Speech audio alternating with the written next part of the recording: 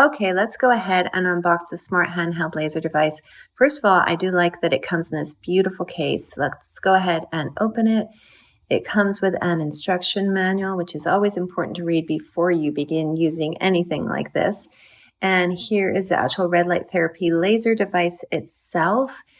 And you can see it looks fairly simple to use. It's got a USB port at the end.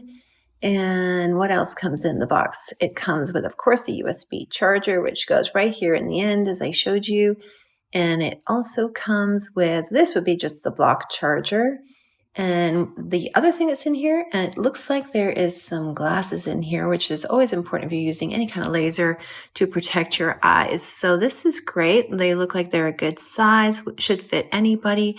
And of course, it comes with the cleaning cloth as well. So this is just a general unboxing to see what comes if you do purchase this kit. So yeah, here's everything that comes inside if you're looking to buy this for yourself.